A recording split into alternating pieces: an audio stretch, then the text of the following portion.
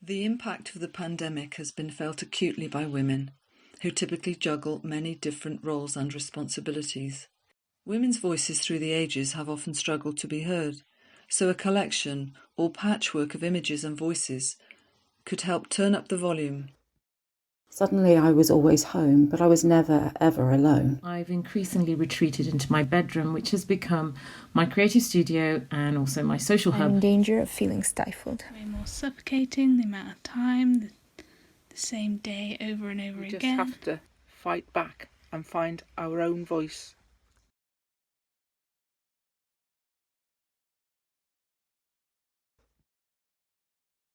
Like most of us, lockdown's had a big impact on my life and my creative practice.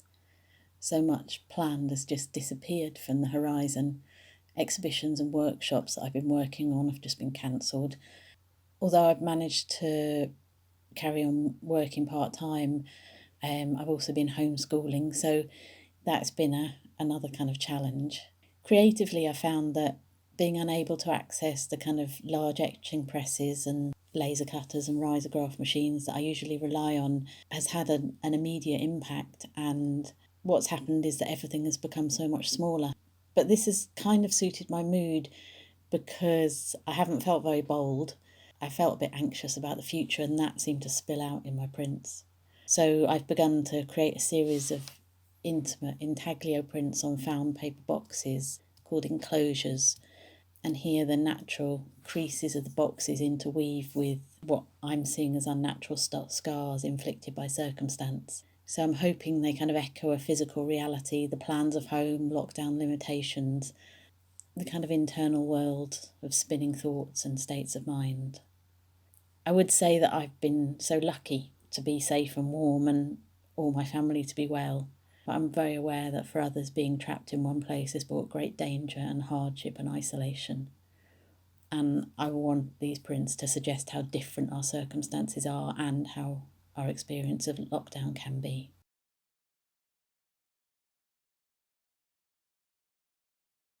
During lockdown, I spent a lot of time outdoors. I enjoyed the peace and the quiet, the time to reflect. It was enforced because everyone had to comply with lockdown, but I actually quite enjoyed the peace and quiet and the reflection time. I was really concerned for family and friends, and that kind of dominated. It came and went. But yeah, I got creative in the garden. I made loads of garden sculptures, and I grew things, and that helped me hugely.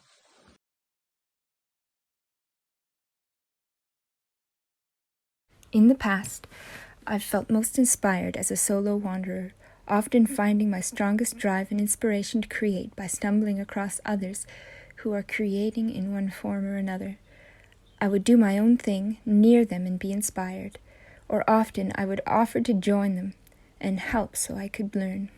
I would discover new spaces and people with ideas I'd never dreamed of, creating sparks and expanding my own creative view.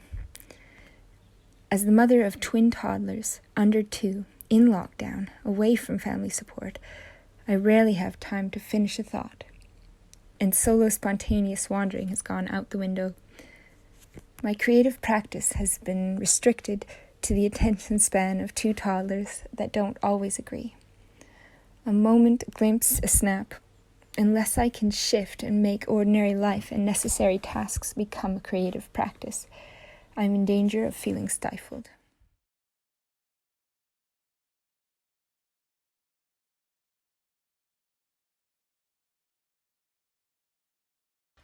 Matriarch comes to mind, supporter, enabler, friend, and finally an artist. Trying to fit these roles into one person has helped me focus on my creativity in the precious me time.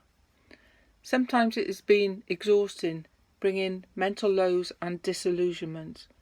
Luckily, I have an inner strength and a tenacious spirit and always fight back. And most of all, I have my own support system, my sisterhood, my family, my friends, and my art.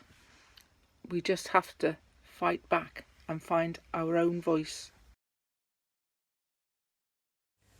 Suddenly, the world said stop, and nature seemed to say, come out to play. And so I was transported back to a time when my children were little, and the woods and moors became soul-saving sanctuary.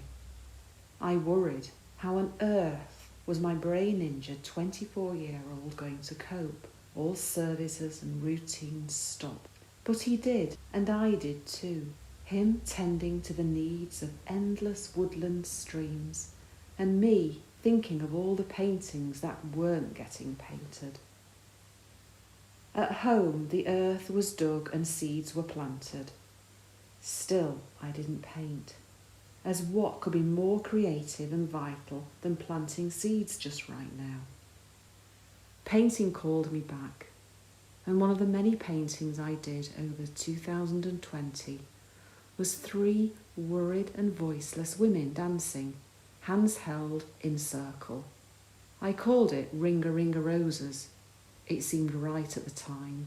But now I see 3 still worried women, but they are surrounded by healing Mother Nature. So my lockdown experience has been bumpy to say the least, and I think my work represents that. My artistic side has been affected by lockdown, both positively and negatively, but I would say also that I've had numerous creative blocks. However, now I feel slightly better than I did, and I think hopefully we're moving on now. In the future, I see myself producing work that is authentic as well as tangible, but also offering the viewer to my work an experience, which for me is very important, and I think it's something that can be overlooked.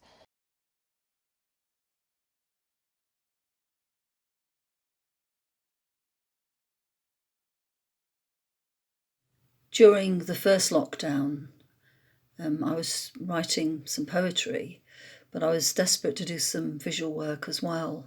I spent quite a lot of time in my conservatory or in my garden, feeling restless. I would just sit watching the birds flying in and out. They seemed to have some purpose, some agency, some energy, which I was sadly lacking. In reality, they were, of course, engaged in the struggle for life, competing for food, feeding their chicks, avoiding predators. I wanted to create, but I didn't know where to start. So I resolved to complete just 1 drawing a day, and that's what I did. I found that 1 sketch at a time, 1 drawing a day, this grew into a collection. So lockdown, we're told to stay home and stay safe, but during that time you need to make something meaningful. And so many out there are doing really meaningful things. That's the challenge. I had to feel connected to family and to the world. My family were last all together at Christmas 2019 in Vancouver.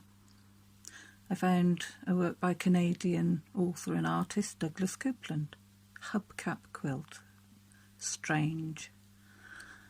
It inspired my paper version in the first lockdown. I don't know when we'll all be together again and be able to hug each other again, but I look at my collage and I feel connected. As an art student, I lost my studio space and the workshops overnight when the first lockdown happened. Suddenly I was always home, but I was never, ever alone. And as a wife and a mother, I spent a lot of my energy trying to make things better for others, for those around me. I didn't make anything for quite a few weeks. All of my brain power was being used to try and process what was happening. Instead, I threw myself and my creativity into home improvements, painting, arranging, shopping, online of course. I didn't want to stop and think too much because it was all too much. I guess I'm still quite numb about a lot of it. I'm not sure when it will come out in my work, but I'm sure it will.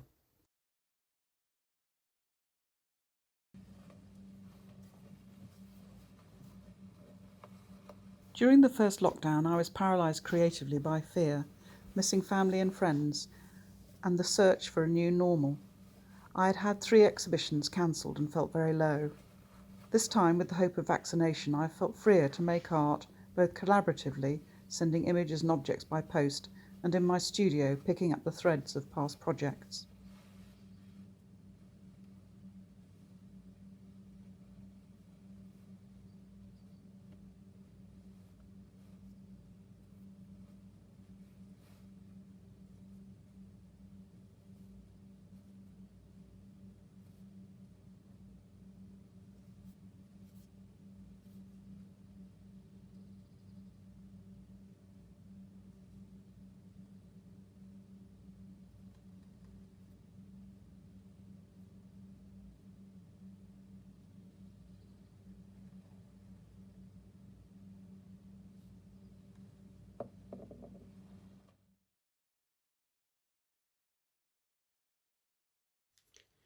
Isolation has been challenging, yet also creatively benefited me. I've missed people, hugs, and random chance discussions, but it's also connected me with new communities of artists through exciting collaborative projects which have emerged because of COVID. As a multidisciplinary artist, working mainly in installation and tactile artist books, which are both difficult to communicate digitally, I've been forced to find new ways of translating my ideas. I found ways I'd never explored before and learnt new skills which have widened my practice. I'm mainly a watercolour artist and a member of the Ulster Watercolour Society and the Ulster Society of Women Artists. I also paint in oils, acrylics, soft pastels, oil pastels, and sometimes create a few monoprints. Ceramics is also a great love. I've been very happy during lockdown as I've been having to shield with my son who has special needs. But I've been happy that I've had this time to explore where my art has taken me. Surprised that I've created so many paintings because I have had time. Going forward, I've realised that creating art is what makes me completely content and happy. Never mind if no one else likes it. I do it for my own peace of mind. With the current lockdown, which has been punctuated by a hard winter, I've increasingly retreated into my bedroom, which has become my creative studio and also my social hub. What I've been sketching are the people I socialise with on video chat or video calls. And these are largely my female friends who are also creative. Like me, they're wives and mothers trying to be creative in their homes. We've lifted one another's spirits. We've encouraged one another creatively, and most importantly, we've laughed an awful lot together. One of the things we laugh a lot about, the images, the faces we're pulling when we're chatting, sharing things with one another, trying to show each other things. It is hysterical how it sometimes looks. And while we've been having our conversations, I've been snapping, trying to capture those moments in time. I've tried to sort of capture those moments and freeze them into my sketches and my memories. I'm quite hopeful this lockdown is going to be over soon. I want to be able to look back and laugh at this unusual normal that we've kind of slid into. I'm really determined to look back on the positives. Lockdown has been tricky. It's been a tale of two halves for me. The first lockdown was quite nice, quite a breath of space and just a way to slow down, calm down. But in this lockdown, I'm finding it way more suffocating, the amount of time, the same day over and over again. And as someone who isn't massively social, it's quite difficult even for me. I found my work has probably been the most helpful for me in terms of keeping me busy, keeping me routined, having something to work towards. But it's still tricky. Walking and being outside has been a good help for me. We will get there.